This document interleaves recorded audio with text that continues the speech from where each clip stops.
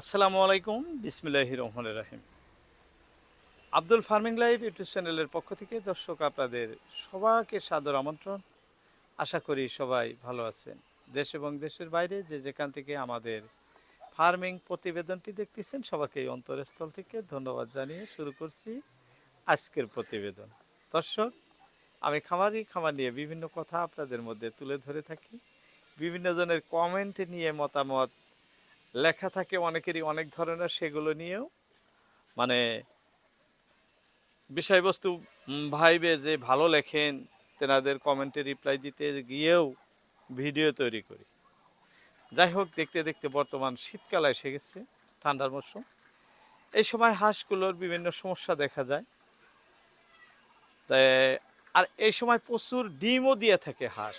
তাই এই ঠান্ডার দিনে আপনারা কিভাবে হাঁসের ডিমগুলো মানে বাচ্চা ফুটাবেন বা বাচ্চা ফুটানো বাচ্চাগুলো কিভাবে হ্যাচ দিবেন, আর সেই বাচ্চাগুলো কেউ কেউ এরকম হয়ে যায় বাচ্চা তা দিতে গিয়েই আপনি হাঁসকে বাচ্চাকে মেরে ফেলেন, এরকম অনেকেরই আছে। আবার কারো কারো এমনও হয় যে বাচ্চা তা কম পায়, সেখান থেকে বাচ্চার লাহে লাহে সর্দি হয়ে যায়, ঠান্ডা লাগে কি হয়, বাচ্চাগুলো লাস্ট পর্যায়ে আস্তে আস্তে মরে যায়। এরকমও অনেক খামারের এই ঠান্ডার মৌসুমে হয়ে থাকে। তাই যেন এরকম ধরনের কোনো সমস্যা আমাদের না আসে, সেই সম্পর্কেই আজকের ভিডিও। দর্শক, আজকে আমরা বাচ্চা কিভাবে সুস্থ সবল থাকবো ঠান্ডার মৌসুমে। কারণ চীন হাঁসের বাচ্চা একটি দুইটি পাঁচটি দশটি এইভাবে সবসময়ই কিন্তু ফুটে থাকে, কারণ ডিম সবসময় আসে, বাচ্চাও সবসময় আসতে থাকে। সেই সব বাচ্চাগুলো যত্ন করে পোষণ করাটাই কিন্তু আমাদের খুব একটি গুরুত্বপূর্ণ বিষয় হয়ে পড়ে। তাই সবসময় সজাগ থাকবো আমরা, যাতে কোনো ধরনের সমস্যা আমাদের হাঁস খামারে বা হাঁসের বাচ্চাগুলোর আসতে না পারে, সেদিকে আমরা খুব বেশি লক্ষ্য দিব। যাই হোক দর্শক, বলতে বলতে অনেক বলে ফেললাম। আজকে বাচ্চা নিয়ে কথা বলবো। বাচ্চা কিভাবে আপনারা হিট দিলে বাচ্চাগুলো সুস্থ সবল থাকবো, আমি নিজে দিতেছি। চলুন আজকে আমি কীভাবে দিতেছি আপনাদেরও সেই সহজ একটি উপায় দেখায় দেব। এই উপায়ে যদি আপনি বাচ্চাগুলোকে হ্যাচ দেন, সেক্ষেত্রে আপনার খুব সহজে দিতে পারবেন। চলেন আমি দেখাইতেছি।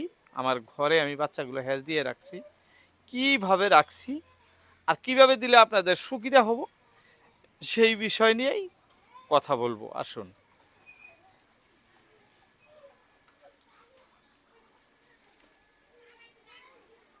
দর্শক, আমি ঘরের ভিতরে আসলাম।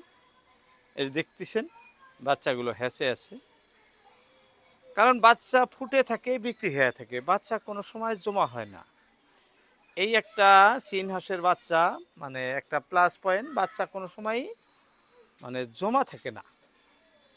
তো আমরা যে বাচ্চা তা দিয়ে থাকি, যে আমি যে বলটি আপনাদেরকে দেখাইতেছি, এটি 100 ওয়াটের একটি বল।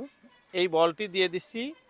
আর আমার যে এই খাঁচাটা আছে, যে খাঁচাতে আমি বাচ্চাগুলো হ্যাচ দিছি, এই খাঁচাটি হলো আমার পুরা লম্বাই হলো 1.5 মিটার এই খাঁচাটি, আর পাথালি আছে 1 মিটার।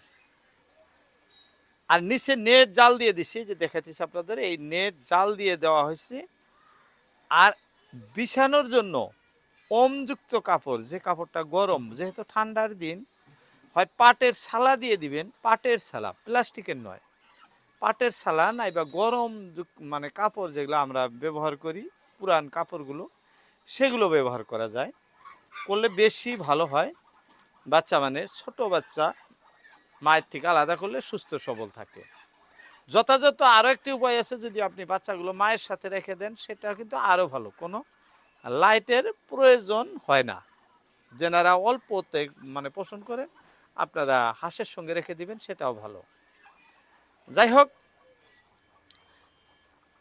বলটি আমি যে দেখাইলাম আপনাদের, এটি 100 ওয়াটের বল। এভাবে মিডিলে একটা বল রেখে দিলে একটি খাঁচার, সেই ক্ষেত্রে হয় কি, চতুর্পাশটা ভালো তাপ পায়, বাচ্চাগুলো ওই লাইটের নিচে এসে সব বাচ্চা কিন্তু এক জায়গায় হয়ে থাকে।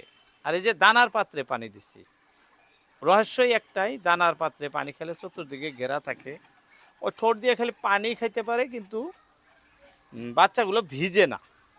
আর যে জায়গায় পানির পাত্র রাখবেন তলে যাতে কোনো ধরনের কাপড় না থাকে, তাহলে কিন্তু কাপড়গুলো ভিজবে না। আর এই যে আমি লাইটের তলে দানা দিয়ে রাখছি, ওম কাপড় দিয়ে দিছি ওমযুক্ত, এখানে বাচ্চাগুলো সব এক জায়গায় মানে গোটো হয়ে সব এক জায়গা হয়ে ওমে মানে ঘুমাইসে থাকে। এই যে এখন আলাদা হয়ে গেছে, লটসর করতেছে। যাই হোক, আমি অল্প দূরে গেলেই কিন্তু এরা সব এক জায়গায় হয়ে ওমে থাকবো। যদি বাচ্চা দেখা গেল যে না, বাচ্চার তা কম লাগতেছে, আমার খাঁচাটা অল্প বড় হয়ে গেছে, সেই ক্ষেত্রে আপনি খাঁচা মানে ঢাইকা রাখার ব্যবস্থা করতে পারেন, সেটাও কিন্তু খারাপ না। এই যে এরকম ধরনের কাপড় নিয়ে, এই কাপড় দিয়ে এক সাইড ঢেকে দিবেন, এক সাইড ঢেকে দিলেন, বাস বাচ্চা এখন সব ওই মানে ভিতর সাইডে থাকবো। যদি কোনো সময় তা বেশি হয়, তা তো বেশি হবই না, কারণ অনেক জায়গা, যদিও বেশি হয় সেক্ষেত্রে কিন্তু বাচ্চাগুলো এই বাইরের দিকে আইসা যাবে, এই যে খোলা জায়গায়। আর যদি শরীরে তাটা কম লাগে তাহলে ভিতরে ঢুকে থাকবো। এটা খুব সহজ বুদ্ধি। যেনাদের মাছের কার্টন আছেন, আপনারা মাছের কার্টন দিয়েও হ্যাচ দিতে পারেন, সেই ক্ষেত্রেও কিন্তু বড়িয়া হয়। একটা লাইট দিলেন আর চতুর সাইডটা খোলা রেখে দিলেন। যাই হোক, কাপড় আমি দিব না, সরাইয়া দিলাম, কারণ বাচ্চার বয়স 3 দিন হয়ে গেছে, এখন আর বিশেষ কিছু প্রয়োজন নাই। প্রথম দিনই বা 2 দিন অল্প বেশি মানে যত্ন করতে হয়, তারপরে 3 দিন হয়ে গেলে চীন হাঁসের বাচ্চা এমনিতে খুব শক্ত, তারপরে আর কোনো অসুবিধা আসে না। যাই হোক দর্শক, হাঁস এইভাবে যদি আপনারা সবাই হ্যাচ দেন, সেই ক্ষেত্রে আপনাদের হাঁসের কোনো ধরনের সমস্যা আসার কথা না বা আসবো না। আমাদের হাঁস কিন্তু প্রচুর ডিমও দিছে, ডিম আপনাদের দেখানো হয় না, এই যে ডিম। আর সারিবদ্ধভাবে হাঁসগুলো আমি কুসুম বসায় দিছি, অনেক হাঁস বইছি। তো যাই হোক, এই বিষয় নিয়ে অন্য কোনো দিন কথা বলবো। আজকে বলতে বলতে আপনাদের সামনে অনেক কথা বলে ফেললাম, আজকে আর নয়, কথা হবে আবারও আগামী ভিডিওতে, এই আশা রেখেই আজকের মতো আপনাদের মধ্যে থেকে ইতি টানছি। আসসালামু আলাইকুম।